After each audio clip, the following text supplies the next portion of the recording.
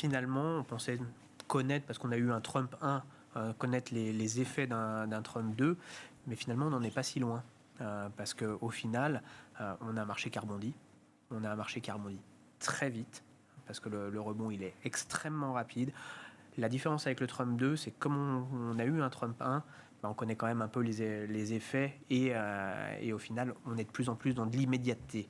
Et c'est ça qui a un tout petit peu changé dans la perception des investisseurs. C'est pour ça qu'on voit plus en plus de particuliers, je suis assez d'accord, qui sont plus réactifs par rapport aux institutionnels. Mais pour ça, on a des reprises qui sont plus rapides, plus fortes.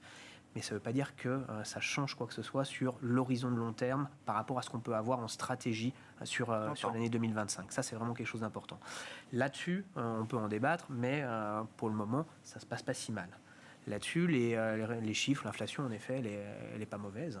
Là, ça se passe pas si mal, partant de 145% de tarifs sur la Chine, quoi. C'est ça la magie de Trump, quoi. C'est quand même de nous vendre un truc. Malheureusement, c'est du bruit. Oui. Malheureusement, c'est du bruit. Oui, c'est impactant parce que il a cette façon de communiquer qui lui est propre. Évidemment, c'est pas agréable quand on gère de l'argent pour des clients sur les marchés financiers. C'est évident que cette volatilité, ce surcroît de volatilité, il faut être capable de le gérer. L'anticiper, c'est impossible.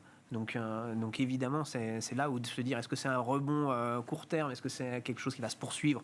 C'est quasiment impossible de savoir si c'est un rebond du chat mort. Et derrière, demain, Trump nous dit finalement, non, les tarifs, j'avais dit 90 jours, je les passe à 30 jours. Il peut le faire.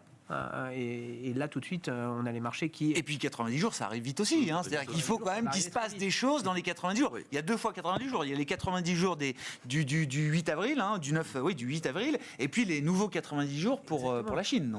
Donc c'est pour ça qu'aujourd'hui, bien malin celui qui peut percevoir les rebonds de très court terme et les effets de très court terme. Par contre, l'agilité, pour le coup, pour les gérants, peut être intéressant dans ces périodes-là.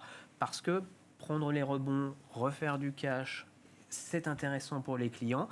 Ça induit plus de mouvements dans les gestions parce qu'il y a cette partie un peu tactique qui est dans l'allocation d'actifs qui permet de faire bouger son allocation à la marge, qui peut être productive. Donc c'est ça qui est intéressant parce qu'on a quand même des mouvements de marché qui sont un tout petit peu prédictibles pour le coup. On sait que quand les marchés décrochent assez fortement pour des raisons politiques uniquement, parce que ce ne sont pas des raisons économiques, mais quand c'est politique uniquement, historiquement, pour le moment, à chaque fois, ça se traduit par un rebond rapide.